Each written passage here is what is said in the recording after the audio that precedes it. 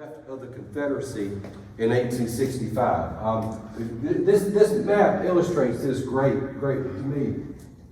You think about the Confederacy and the extent of its territory, and you think of how large of a territory it attempted to manage. And you all know the history of the battles and the campaigns, and you know how gradually between 1861 and 62, 63, 64, there are these losses of territory. This map is a great single-shot picture of how that territory was lost. So you see the lightest color is the fullest extent of what the Confederacy attempted to protect in 1861, and you see over the years it's lost. And by 1865, when the campaign for Mobile takes place, in the dark red, you see that you've got pockets of Confederate presence, and they're widely separated. Yeah. I think y'all can see Mobile. So there we go. So what is left of the Confederacy in 1865 is separated, and if there is going to be a continuation of the war, if there's going to be a realistic effort to continue to establish a Confederate nation, then places like Mobile are even more important than they were in 1861, because that's what's left of the Confederacy. Remember, Atlanta's been captured, Nashville, New Orleans, and on and on. So if this war is going to continue, you've got to take advantage of what's there. And so I always start the conversation with the fact that Mobile was the fourth largest city in the Confederacy at the outbreak of the war. At the time of its surrender, it is the largest city in the Confederacy. So again, just a little context for how we're discussing all this. So real quick, one of the basic questions most people ask is, why if they wanted to attack Fort Blakely, if they want to attack Mobile, why did they end up fighting on the eastern shore? We'll reinforce this point, but remember this situation. Mobile, major shipping center.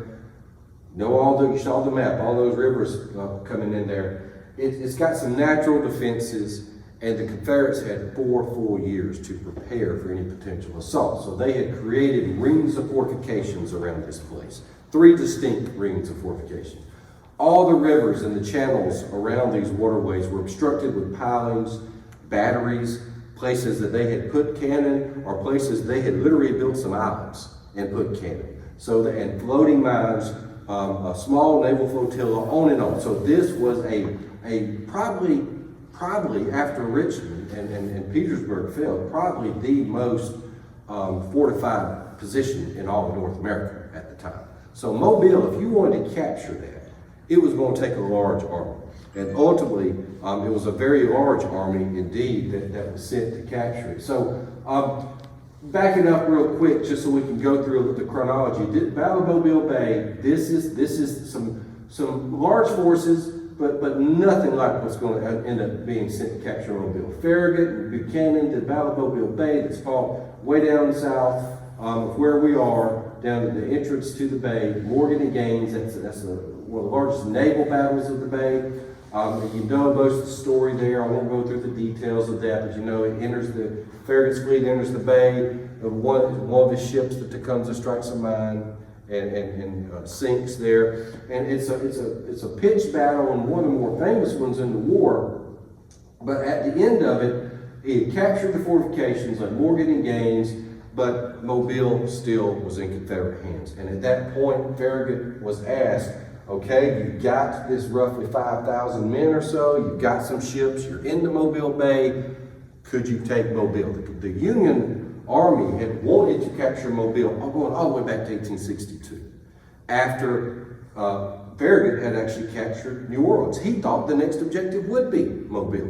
But a lot of things intervened over the years. There are political considerations like the Red River Campaign, there's military considerations, that troops that were going to be massed for this end up being pulled different directions, and they finally got around to doing it, to thinking about it. In late 1864, as the campaign for Mobile Bay is winding down, and Atlanta's winding down, and Mobile is still out there as this big objective. And so they asked Farragut, immediately after he captures Mobile Bay, are we able to do this? And Farragut wanted to go take a peek at what they had around Mobile. And he said, He took a look at the defenses. He locked a few shells, some of his ships into places on the eastern shore. There's one house where there's still a cannonball embedded on the eastern shore from this little skirmish. But he goes up, he looks at Mobile, he says, this city would be an elephant to take a huge army to take. He said, we don't have anything like what it's going to take if you're going to capture Mobile by going directly against those defenses. So he said, how many men are you talking about? He thought he'd take around 40,000 guys. And he was wrong, because ultimately the Federals ended up sending 45,000 troops to capture Mobile and over 36 warships. This is a huge operation. And I always mention to people, had this occurred in 1863, probably know a whole lot more about it, but it happened at the very last end of the war. It's one of the last major campaign. So the guys that we're going to talk about here, Deputy Maury is in charge of the defenses around Mobile. He's got around 10,000 men. They're stationed in Mobile. After Mobile Bay, they begin constructing fortifications on the eastern shore, and he, for reasons I'll explain in a minute, sends almost everything he's got to the eastern shore of Mobile Bay. So those forces around Mobile, the fortifications are mostly empty by the time of this major battle. I love to make the joke, people, they said this guy was prim and proper and just had it all together. One of his officers reported under him said he was every inch the soldier. The problem is they just weren't that many inches up. He was a very short guy. He was like 5'2", 5'3". So anyway, but Maury is in control of Confederate defenses here. And overall command of the federal force that's eventually going to be sent to capture Mobile is General Edward Canby. He's going to command this large combined force operation that's made up of several wings as it converges on Spanish Fort Blakely. And there's a major column of 13,000 men that's going to be sent from Pensacola that's going to meet them. That's overall reporting to Canby. So when the Federal Army makes its way to Spanish Fort Blakely, you can see they're converging from several different directions. This is not one army marching to a place. Remember, they captured Morgan and Gaines, so some of the troops disembark on ships, go up to Fish River. Some literally march down 180. If you've ever gone down to Fort Morgan down there, and you know that one little lane to 22 miles, this is what they did. Some of them did that. And they turned north and roughly got on basically the Baldwin Beach Express now, on 59, going north. And then you've got this column out of Pensacola that's going to go north. They're going to feint like they're making an attack on Montgomery. They're going to break the railroad, and then they're going to converge down on Blakely. So you've got these forces that are sort of converging on the major two fortifications on the eastern shore. And this is one of the places where some of those troops landed, at Weeks Bay. It's a good deal south, about 20 miles south of Blakely. This is a contemporary drawing showing what this effort looked like as they're bringing, you got over 36 vessels involved in this, and they're ferrying men and supplies up the bay. There's troops that are marching, so this is a big, slow movement up the eastern shore of Mobile Bay through Baldwin County. They're pulling, and dragging wagons through a lot of mud. There's one trooper that talks about the fact that after a while, the mules they're using to pull these guns got really sick of pulling these guns, and they said they just laid down. And the men then had to pull the mules and the guns. So this is a slow trek. This is not a fast campaign by any means. And if you've spent any time in Baldwin County, it's overall relatively flat. We've still got a lot of farmland. And I always think when you're going down these 4-lane highways on your way to your beach and you look what's out there, just imagine that without any roads and that mush and that mire and a very wet spring in 1865 trying to get all this stuff up there. It took a while. It was a big effort. And the Confederates know they're coming, but the Confederates don't have a lot of wherewithal to slow them down. So they are making their way to Spanish Fort and Blakely, and I'm going to reinforce this point a few times as we show maps later on, just to help you understand. We discussed how Mobile was well protected. You didn't want to go bump your head directly against that. So the logical way to do it, if you're looking at the map, is you've got two options. If you want to seal off Mobile, you could either get into the river system and the Tensas and the Mobile, or the eastern and western branches of the Mobile-Tensas Delta. And they move north about 40 miles or so, they'll converge, and they'll go into what we know as the Alabama and the Tombigbee River system. So if you got into those waterways, you could do what we do on our cruise boats a lot. You go north, and you get to the river system, and you go south. We would do a 2 or 3 hour tour from Blakely, and we go right through the port of Mobile, out in Mobile Bay, back at the docks. You could either do that, because the north side of Mobile is by far the least protected. You don't have all those batteries, you don't have as many fortifications, and they knew that. Or, even more importantly, you could perhaps bypass Mobile altogether if you got to the Tensas River. And Mobile's out there, and there's 5 rivers between there and Mobile. You just go up to Tensas, get to the Alabama, go up to Selma, go to Montgomery, the remaining very important parts of the Confederate war effort. And in theory, if you had a large enough force, you could do that, not even have to fight at Mobile, just keep a force behind you to keep Mobile out of the war. The commander given the overall command there, Canby, said, he had no interest in leaving any Confederate forces behind. So he said, if we're going to capture Mobile, we're going to do it first. And he was given the wherewithal to do that by Grant. He said, I want to go ahead and capture the place and then move north. So that's what the campaign was all about. Capturing Mobile first and dealing with what the Confederates had placed on the eastern shore to prevent them from gaining access to the river. That's why Spanish Fort and Blakely are where they are. They're the linchpins on the defensive system from Mobile, but directly they're controlling access to the river. So just to the south of Blakely, we'll go through this real quick. Very similar fortification at Blakely. Randall Gibson's in command, and you can see he's a veteran. He's been in a lot of places in the war. He said the Spanish Fort, though, he's only got 2,500 guys, and he's being laid siege to by a force of nearly 30,000. And he says, my men here are wider apart than they ever were under Johnson and Hood. The works are not as managed, so well managed or as strong. The enemy larger, closer, and more active. I mean, this is a situation for disaster. But they hold out the best they can. The Federals arrive at Spanish Fort, which is again south of Blakely, March 27th, 1865. That's when they first arrived there. They don't arrive at Blakely until April 1st. So the siege of Spanish Fort begins before the siege of Blakely. And within a few days, this is what Spanish Fort looked like. It looked like a World War I landscape, and the Confederates are basically hunkering down and enduring the shelling. Yeah, they can't pop their head up, they can't return fire, they're basically having to endure it. There's not much of Spanish Fort that's left, because unfortunately, if you've been down there, you may know this, but there's something called Spanish Fort Estates that's there. So the battlefield is a subdivision. But hey, you do, yeah. Excuse me for a minute. Is this part of, since you're the superintendent up at Fort Blakely, is Spanish Fort under y'all's control too? No. Supervision? No. There are 2 pockets of earthworks that are still preserved at Spanish Fort. And there's a lot of homes that there's literally guys who have walkways over a Confederate trench to go to their yard from their driveway. There's stuff like that. Crazy. You drive around that neighborhood, there's guys with artillery placements in their backyard. Wow. It's been chopped up. But there are 2 intact segments of the line. One is Fort McDermott, which was sort of at the center of the Confederate line.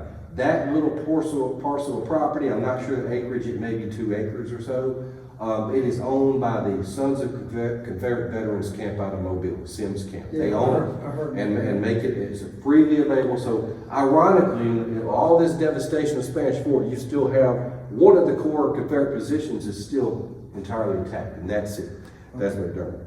And then the other are some trench works that actually figure pretty prominently into the battle. So despite all the devastation in the Spanish War, you can still interpret the battlefield with intact earthworks, as crazy as it is when you're in that subdivision. So this is modern day showing you what's between Mobile and Spanish Fort. So this is a map of the battlefield of Spanish Fort, which is drawn exactly opposite the way you would expect. All those red lines, that's the Federal lines as they approach this place. This is the siege lines. The Confederate line is much smaller. It's that blue line that's right under it. Much smaller, more compact. It's only about 2 miles long. Oh, yeah. That is Spanish Fort. It's Kind of basically looks gray. 3 positions. Yeah. I said it kind of looks gray from this blue line. It's sort of gray.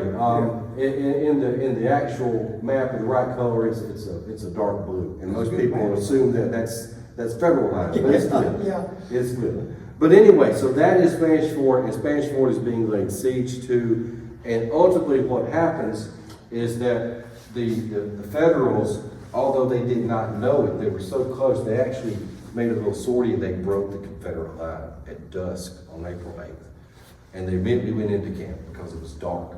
They didn't realize what they'd done, but the commander there, Gibson, realized that in the morning, his force that's already been surrounded with water behind them is going to be divided and surrounded twice on either side. He said there's no way forward, so he arranged a stealthy getaway. And they literally snuck out of Spanish Fort through a dock, through a little treadway they had built, took their shoes off, as quiet as they could, right under the hill where the Federals were beginning to encamp and make their supper. And they walk out there to some waiting boats and take them home. And the next morning, they open up the firing and they realize that there's no Confederates left. It's an empty garrison. And that's one of the reasons that they rushed up with plans to assault Blakely the next day, April 9th. They did not want to capture another empty garrison. They wanted to capture the army. And they did not want the Confederates at Blakely to give them the slip and do it all over Mobile. Now there's an interesting little bit of trivia about Spanish Fort I'd love to mention here. I share it when we do our boat tours, but you've heard of women fighting as men in the Civil War, I'm sure. Got an interesting example of that over at Spanish Fort. A private named Albert Cashier served with the 95th Illinois all through the war. After the war, Mr. Cashiers was living in a veteran's home, still able to work, doing some odd jobs for a local politician. I can't remember offhand, was a senator or a judge, the name escapes me, but still doing that, going back home, and then one day there's an unfortunate accident, gets run over by a car, trips, falls, breaks a hip and a leg, so they take Mr. Cashiers to the hospital to tend to this emergency, and they discover that Albert Cashiers was actually Jenny Hodgers and had been living as Mr. Cashiers for 50 years. Wow. So anyway, that's an interesting little tidbit of one of those interesting stories that happened somewhere else. We've got it locally that we'd like to share with you. So Spanish Fort falls, April 8th, 1865, the only fortification between the Federals trying to capture Mobile and the city is now Fort Blakely. And Fort Blakely had been laid out by a professional engineer in late summer 1864. So this is this is the red line. That's Fort Blakely. Fort Blakely is 3 miles long. It is 9 fortified positions with connecting trenches, and it's a engineered military fortification. It is not a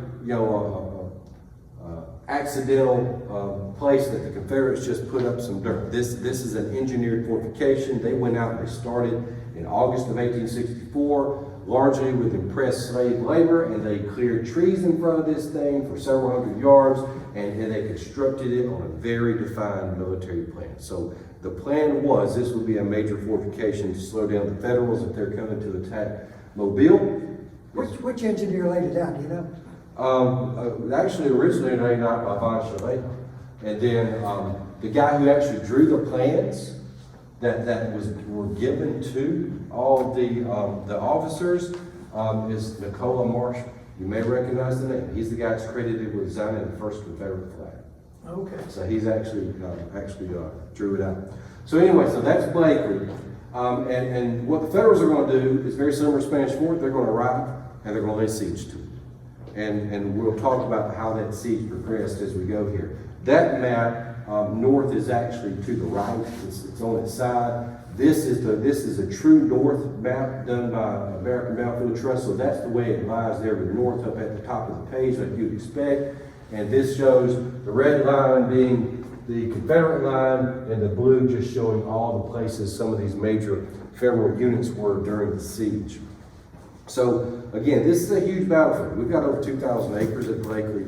This battlefield was over 3 miles long, and it was not a golf course. The Confederates had placed stuff like this. This is Atlanta, but the Confederates had placed all kinds of obstructions between their lines and any potential assault. So you've got all sorts of fortifications that are out there. What we've done at the park, in one area that's the biggest open area, the only area in the park you can see between the Confederate and the Union lines, we have recreated a few of those obstructions. Wow. And we keep those, and they look a lot better today than this picture does because we just redid it. These things rot over time.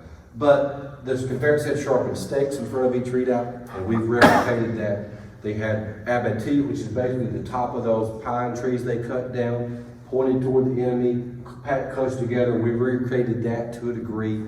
I had some extra help doing it, and when I told them they would be basically cutting all the brush and then piling it up in this organized fashion, they're like, what are we doing? I had to explain the whole battle to them, that this is an exhibit. But anyway, we got that on the battlefield so you can understand this was not an open field. This was something the Confederates put everything they could to slow down any potential assault. And while this is all going on, real quick sidelight, I'm not going to have time to get into this, but it's a combined forces operation. Remember, there are over 36 federal warships in the Tensas and the Appalachian Rivers, and they are part of this campaign. Their goal is to shell the Confederate lines, shell any Confederate warships, and what the Confederates did is, being drastically outnumbered, resorted to a little bit of ingenuity, and they sent floating mines down the river, powder with gun keg, barrels and kegs full of gunpowder with percussion caps on that would detonate, and they floated them down the river. Some missed the boats, some hit the boats. The Federals ended up losing 8 boats in this operation. So Battle of Mobile Bay, you got one, and it's a big one. There's 93 guys that it's taken down, but here there are 8 different boats that are taken down. And there are some casualties, and some of those casualties are still buried on the eastern shore. We've still got some federal burials from that, but most were sent elsewhere. Got boats like the Milwaukee, which was sunk, raised eventually. Some of the steel, some of the iron, I should say, from that boat ended up in the Eads Bridge over the Mississippi River, St. Louis. Got the Osage, which sank. Some of its sailors and crew are still buried over in Daphne. Got the Chickasaw, which was not sunk, but it's got an interesting history in that it was in the Battle of Mobile Bay, and after the war, all the superstructure was scrapped and sent to do for other purposes, but the hull stayed usable, and they used it as a barge. And it continued to be used as a barge on the Mississippi River until it sunk near Greenville in 1947. That is a long period of service. So you're saying the Osage is still under the water? No, I should clarify. They sank, but what they did was most of the water these boats sank at was 20 foot or less. So some of the smokestacks and stuff were still above water. So very shortly after the war, there's a big salvage effort that goes on for a few years, and they take everything usable off of these things, and some were actually literally brought back up. So the ironclads, the tin clads, they're all gone. There is a steamboat or two that was converted into a warship that sunk, like the Rodolph, and that's still in the river. But all these things by about 1871 or so, all gone. So at Blakely, getting back to the story of Blakely, St. John Richardson Lydell is in overall command of Blakely. He's got about 3,500 Confederates, and these guys are on opposite spectrums of battle experience. There's a wing, half of the troops there under General Francis Cockrell. He's commanding veterans of all the battles you've heard of in the Western Theater. Oh, yeah. These Missourians have been through Nashville and Atlanta and Vicksburg, on and on. They know what they were about. The other half of those troops were guys that the Confederacy scraped together at the last moment. Guys who had never been in battle. Mostly teenagers. Some older guys with white beards. So this is literally the last man, the oldest and the youngest that were going to fight in the Confederate war effort. And they threw them into this thing. They were under command of General Thomas Bryan, and they called them informally the Boy Brigade, even though some of them were guys in their 50s. So anyway, that's what he's got to deal with to confront this federal onslaught.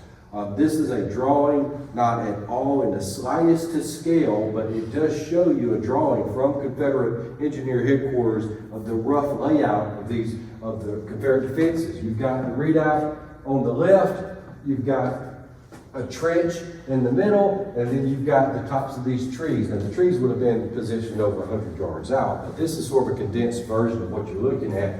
And this big zigzag is basically the layout from the top down of how each one of these readouts would look like. Each one's a little bit different. You would put men and artillery inside of those.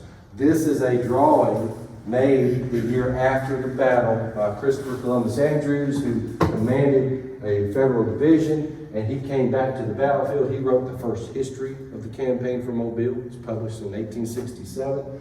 And so this is readout 4. This is what the battlefield looked like in basically 1/9 of the battlefield. Remember, it's 3 miles long. So this is where his units charged. This is him visiting that site right after that. So if you're in the park today, this is our park map we hand to visitors. This is Highway 225. This is the office, this is the gatehouse where you check in, and you go down and you can go to our campgrounds, you can go to the battlefield. 2,000 acres. If you're here, you're in a battlefield. If you can see this blue line right here and that red line right there, those are the final positions of the Confederate and the Union lines. And they go all the way through the park. And you can visit almost every foot of them today. So the battle itself, real quick version of how everything unfolded. The Federals arrived, and they immediately dig one line of trenches. They would ultimately dig 3 as they get closer and closer to the Confederate line. And one of the first places they dug is actually right across from the park, right at our entrance, right on the opposite side of the road is a historic cemetery with the grave of a Revolutionary War soldier, one of the very few, if not the only one, that's buried and recognized as such in Baldwin County. And the 6th Minnesota happened to camp in that graveyard. And they're about 1.5 miles out from the Confederate line. And that far out, they're still taking fire. One of the Confederate shells took off the top of a pine tree the guy in the 6th Minnesota was camping under, and he was camped right there beside that grave, which is still there, Zachariah Godbow. And he wrote home that when that tree was cut off and it came down right between the grave and his tent, he said, neither living nor dead were hurt. So that's how far out they were taking fire. Now what they were doing day to day, they're trying to get closer to the Confederate line. I'll explain that. Some of the things they're doing day to day is just camp life under siege. This is not Blakely, but this is an illustration of some of the things they did at Blakely behind the lines, playing baseball. Got a council guy saying we had a great game of ball today.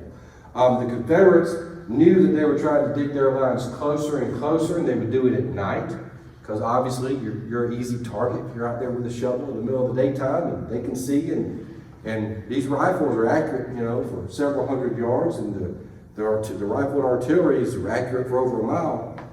So they try to advance their trenches at night, and the Confederates got wise to it, and they started sending up calcium-like shells, like a big Roman candle, that would flicker just enough where they could train their guns on where these guys were. So it's not 2 armies waiting for daylight to fight. They're shooting each other day and night. It's constant, around the clock fighting for several days. April 1st is when they arrive. The battle is not until April 9th.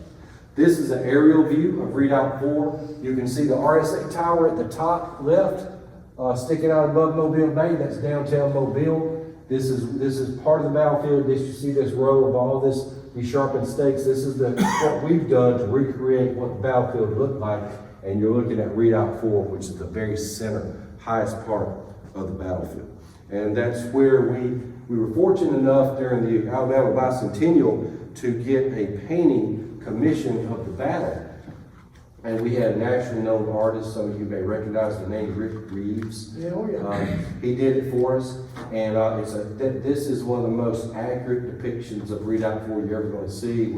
We gave him a lot of information, down to the type of gun and who was where that we knew, and you can see that wave of the Union troops making their way towards there. And a funny story is this guy that you see right here is one of my Rangers, who's a reenactor who posed for this. And Rick Reeves liked to pose so much, he ended up using this guy named Brian 6 different times in that painting. So when we unveiled it, we had a local news article and called it, "Where's Waldo? Where's Brian?" of the Civil War paintings. So anyway, when they're as close as, the Federals are as close as they're going to be on April 9th, 1865. They've had a week to dig these trenches and get closer and closer to the Confederate line. They're generally about 600 yards out, 3 mile long battlefields, so some places they're closer, some they're longer, further away. But that's when they knew Spanish Fort had been abandoned, they saw some activity in the war, and the Federal command says, go now. Today, we're going to take it by storm. We're within 600 yards. We're going to set the time, Sunday, April 9th, 1865, same day Robert E. Lee surrendered his army. And he was not in charge of this. The war did not end at that moment. It ended for his army. But they're going to set the time at 5:30 p.m. They're going to take it by storm. And once they step out of the trenches, there's this massive wave. If you can imagine, like Christopher Columbus Andrews said, he said he could look to his left or his right, and he could see for a mile either side, just see this massive wave of blue troops making their way. It would have been an incredible spectacle. There are more men involved in this than there were in Pickett's charge. I wouldn't say the consequence to the war is the same, but it's just to give you a sense of scale. This is a big event. And you can imagine the Confederate line just erupts in fire. They're throwing everything they've got at them, and the Federal artillery had to stop. That's when this guy Hart, 2nd Connecticut, said he got on his gun after they had to stop firing to not hit their own men. And he said he watched it, and all the artillery said it was just 16,000 guys marching to the jaws of death. They just watch as this thing unfolds. It's one of the biggest spectacles I can imagine in Alabama history. So what I do in the book, and this is where we'll wrap up the presentation, is I go sector by sector and explain a few things that were happening if you're in the park at that particular area to help you understand what was going on the ground. And I mixed in just a ton of quotes from the guys who actually fought the battle. Some of the ones I thought were the best, Union and Confederate, to help you get a sense of what it's like to go through this. And so you're going to see a bunch of quotes on the screen. Don't feel compelled to read everything. I'm going to pick out a few phrases to highlight for you. But the main thing is I just want you to understand that readouts 1 and 2 were on the north, and we're just going to go sequentially down and just give you an idea of what was happening on each one. Pick out a few comments to help give you a little bit of context. Readouts 1 and 2.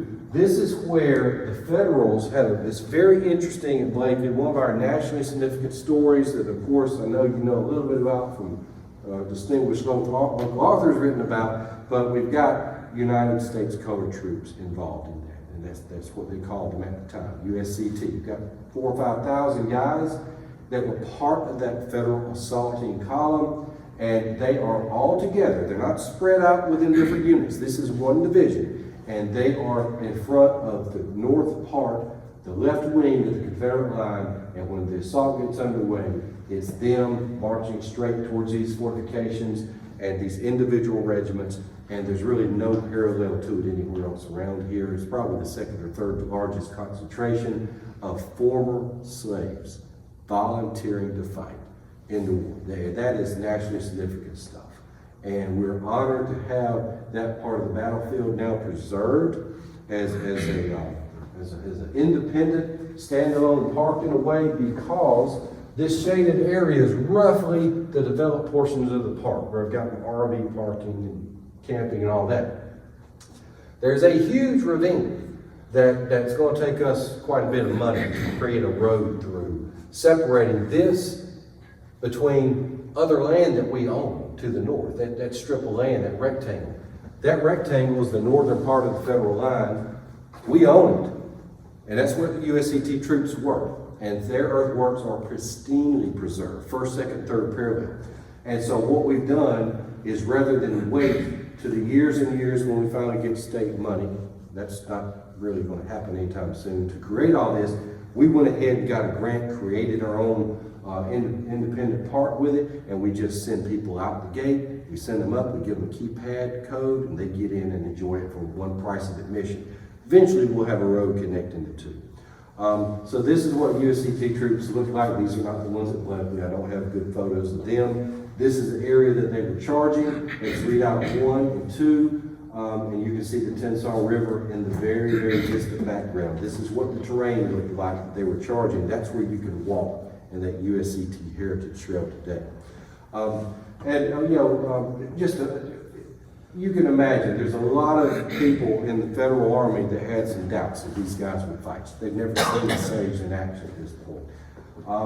And Captain Snare, the 73rd U.S.C.T. said greater gallantry than was shown by officers and men could hardly be desired. There's just a bunch of quotes about what they did, how they acted, and it was just incredible experience, and they proved that once again they would fight. Now, other places U.S.C.T. troops had fought, like in 1863, 64, but this was that first time that people here got to see all that. And again, I know I'm speeding through some of the quotes, but I'd like to throw a few up there that I might pull a little bit something from, because there's a really ugly incident at the end of this.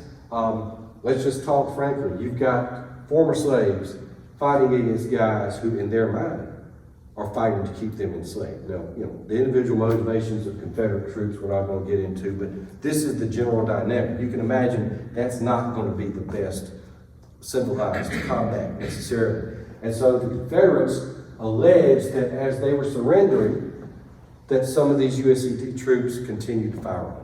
And so a reverse of Fort Pillow. And they say that there are some accounts where they thought they heard them say, remember Fort Pillow. What I say in the book, and after all the research I've done, and Kurt probably knows as much about this as anything, there was a nasty incident that took place there. But I will say, all the reports, Confederate and Union, seem to indicate that no more than 2 or 3 guys were involved. In the federal reports, they actually talk about shooting down 1 or 2 of their own men. This is not some wide-ranging hundreds of guys shooting innocent Confederates. There's a renegade or 2, and it got picked up and reported, and it happened, and we talk about it, but it is not a mass massacre. And so we just wanted to deal with it with facts that we know, but it was ugly. Moving south, readout 3 and 4. This is really the heart of where we interpret the battle today, because that's that big open section that you can see between the Confederate and Union lines. It's where we do our reenactments. Well, that's where the Federals charge across the field during our reenactments. And we get the crowd to witness the reenactment, which we're doing this year on April 1st. And this is a map drawn to show you all the troops that were converging on that one readout. So basically, once the assault starts, you basically have sort of 9 miniature battles that take place, because they're all focused on these readouts. And this is a little bit of what was happening in that one place. So the convergence of all these guys in one place, you can see where there were 3 different medals of honor. One right there in that one spot. And this is the area where I got the subtitle for my book by Lieutenant Colonel Charles Black, who said, once the battle started, the thunder and lightning of battle rose above. I just thought that sounded cool, so it's in my subtitle. And I'm also in the book, I've got images of the regimental and national flags of as many units that were at the battle as I could, that I obtained copies of from the various archives. And I let these guys speak for themselves, as I mentioned, and they just, some of the things they talked about just brings it home that one of the things that's always bothered me about, it's not particularly blatant, but any battlefield that's not Gettysburg, okay? There's a tendency of people who kind of casually know the war to think of it as a minor action that wasn't that big of a deal, and why were they fighting, all this sort of thing. But if you read these guys' accounts, this may have not been Pickett's charge, but this to them was life or death at the moment. And it meant everything to them, and they remembered it the rest of their lives, and a lot of comrades died. So as soon as they stepped out of those trenches, one of the things the Confederates had done was place landmines in certain places, not knowing where the Federals would be, but place them out there to slow them down. And one of the heaviest stone minefields was between redoubts 3 and 4, and they walked right into it. So a few seconds after you step out of the trenches, you've got legs, arms blown off. This is vicious combat, and this is life or death. And I think that just to understand it in that real world, that this was everything, their whole life was coming down to this, it brings it home that this is just as significant to them as any other battle that you may have heard of. So Eddington, 76 Illinois, talked about it being the hours that try men's souls, and they talked about all these obstructions. They talked about the mines that Confederates in place, and there's an account by Eddington. You can read some of that. Talked about seeing a comrade to his right stepped on one of these things, and there's legs going up in the air. It's just horrendous stuff. And they're making their way to the Confederate line, and the Confederates in the advanced skirmish pits had been told, you know, you're supposed to stay here until the enemy is at a certain point, and your job is to slow them down. Then you're going to run, get back in your main line. And Kavanaugh, you know, he's out in one of these skirmish pits, and he said, you know, it seemed like everybody in the country had opened up on us. We couldn't stay there. It's like the fight or flight sort of thing took over. It's like, this is crazy. There's 16,000 guys here. We got to get back in our own lines. So that's what happened. The real experience of combat is what I tried to bring out in the book. Keep on going south. Read outs 5 and 6. And I've got where all these units are. And if you go to the park today, you'll see some of the signs where all these individual units are. This is what it looked like today. This right here is still our main park road. That's Old Blakely Road, cutting right through there, and you'll still drive on it today as you're going through the park. This is what the earthworks there, the federal line looks like. Lieutenant Colonel Charles Hills led his troops through there, talked about them being a little band of heroes as they got to Redoubt 6. And Jonathan Merriam talked about just the volume of fire. One of the things that the Federals consistently talked about, even though most of these guys were veterans, most of the Federals were veterans now, Midwestern units have been through as much as the Confederates have had, they talked about, almost to a man, the incredible volume of fire. The Confederates were literally through everything they had at them, and they all talked about that, the deafening volume of fire they threw out. We keep on going south. This is the very end of the Confederate line, Redoubt 7, 8, and 9. This is what Redoubt 9 looks like today. It's nothing like Redoubt 4 where we've got the big cleared open area. This is sort of in the natural state where we've got trails that lead up to it so you can walk there and appreciate it. And we talk about some of the final shots of the battle were actually fired near there. So there was a guy there he thought that he was sent to the next world. They were right in front of a cannon. One of the final shots was fired, and the concussion just blew him back into the trench. And for a second, he thought, well, that's it. I've been killed. But it was not the ball. It was just the air force of the concussion. That's how close they were when this thing went on. And then I've got an account of a guy from the 21st Missouri, which was the only unit on the field that had, Confederate and Union forces fighting under that banner. And he's talking about what it's like to write a letter home after the battle with somebody who'd been killed in combat. Now, the very last shots of the battle are really fired down at the riverfront in the heart of the old town of Blakely, which is the namesake of the park. There's a great account of a quartermaster who had been kind of roped into helping the surgeon. They're literally trying to amputate a limb of an injured soldier, and they hear everything a few hundred yards to the east. All hell's breaking loose, the battle's unfolding, and they're down at the bottom of the bluff. They can't see exactly what's happening, but they know it's bad. And then they see a trickle of guys, Confederates, running back towards the landing. And so they pick up planks from the docks there, and they try to paddle their way across. Some were shot in the river. Alden McClellan says that some of the shots struck quite near me, and he saw these bullets in the water and turned around and he said, I decided not to take a plank ride just then. So he surrendered right there at the riverfront.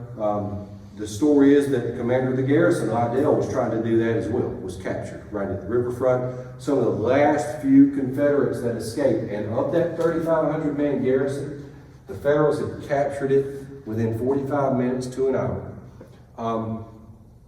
But probably 75 or so were killed in the actual assault, several hundred more during the siege operations.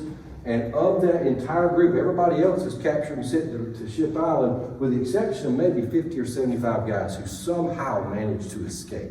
And a lot of them I personally think you escaped by jumping on the nose of the CSS Nashville, which happened to be in the area.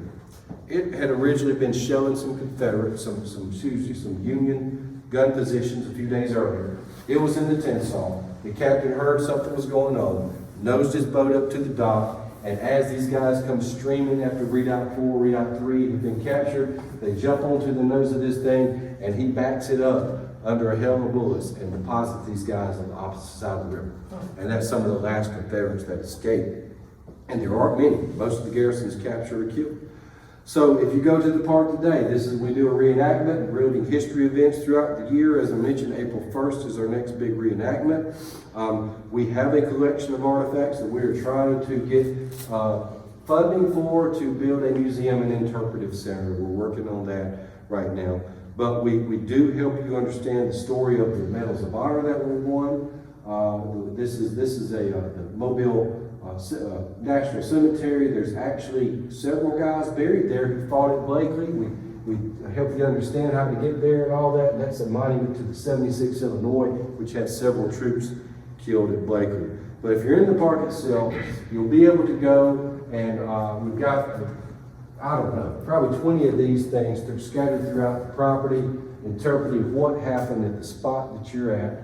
We've got an audio tour, a cell phone tour, that you'll hear me narrating all these 70 some odd stops if you like to do that. And then we're working right now, we've got a grant from the Alabama Humanities Alliance to add some video content to that. So we'll be portraying some soldiers and helping people understand some of the things we talk about in Camp Life in the Charge. We'll actually have reenactors helping people understand in short videos. We're not talking about 30-minute documentaries, we're talking about 2 or 3 minutes of video. So we're going to add to that. We've got some monuments, not many. This is a far cry from Vicksburg, but we do have monuments to the Alabama and Missouri troops. But what we've got more than anything else are about 10 to 12 miles of original, incredibly preserved earthworks, zigzag trenches, readouts, and a battlefield map and guide, electronic or printout, or even taking a book. And we guide you to every part of the battlefield that's publicly accessible. And so you can literally spend the day and literally walk in their steps and learn where those steps were and what units were there. We've got a lot of signage indicating where individual regiments were, Union and Confederate, in the park. And of course, we also do our boat cruises. We cruise 12 months out of the year from 3 different docks.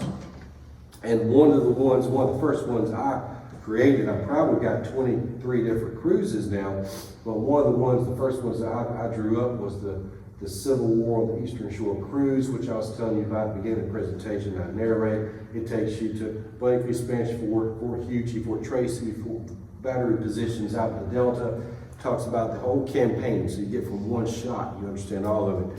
And so we were able to do that, and a variety of other cruises that we do to talk about local history. So we've got a lot going on. I appreciate your attention and opportunity to share a little bit of this with you.